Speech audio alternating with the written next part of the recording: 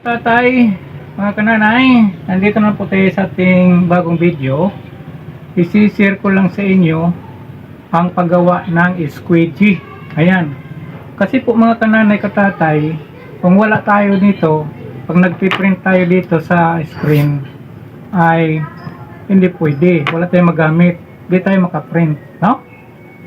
Pero kung bago pa lang kayo sa aking channel, huwag kalimutang mag-subscribe at ikalimbang pakishare, paki-like. Yun lang po mga kananay, mga katatay. Watch this.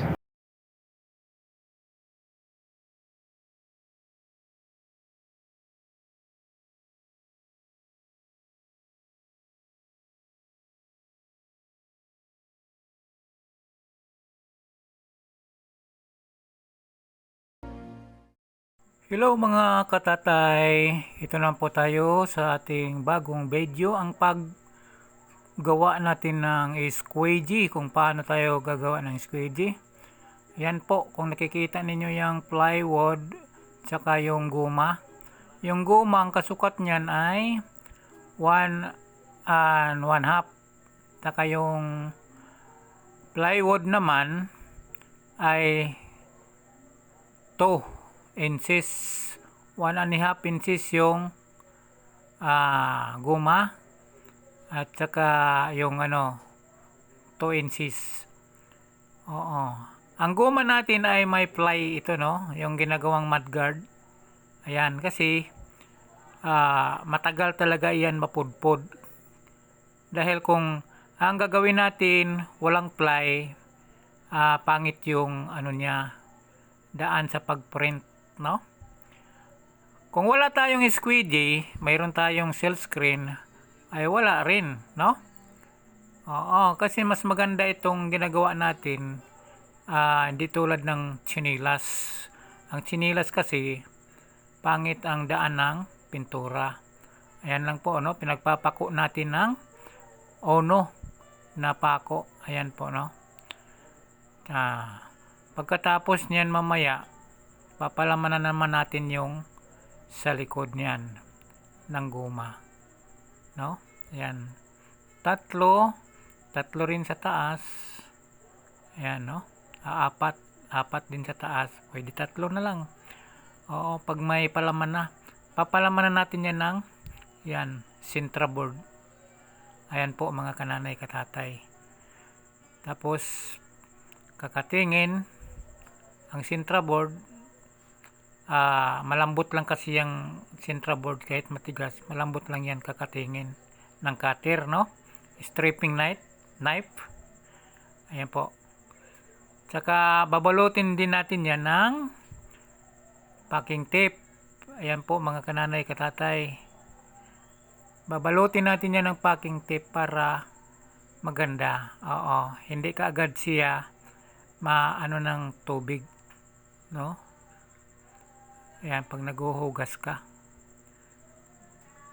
Kasi pag hindi mo lalagyan ng packing tape, may tendensya na magagapi, no?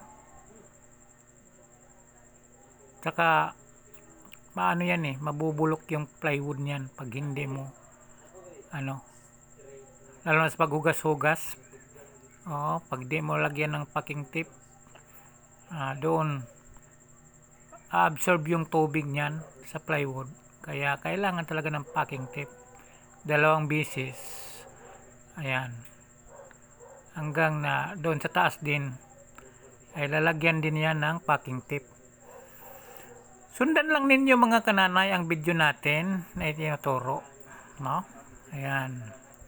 Kasi ngayon, kung bibili ka ng mga squidgy, mayroong synthetic na squidgy, kaso lang mahal. Oo. Hindi ka agad din yung mapupurol, pero ang mahal noon. Pero ito, kasi mas na tayo nito, tested na tayo, hindi yan mapupurol din kaagad. Hindi tulad nung guma na pang rubber stamp, popurol agad yun. Pag wala kayong pag wala kayong liha, ito pwede to sa yan, pupurulin niyo diyan sa kahoy. Na may magaspang. Pero kung mayroon kayong liha, ay ililiha ninyo yan sa 150 na liha.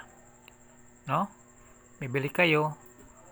Kaya yan mga kananay, nakuha na naman ninyo ang ating pagtuturo sa paggawa ng squeegee.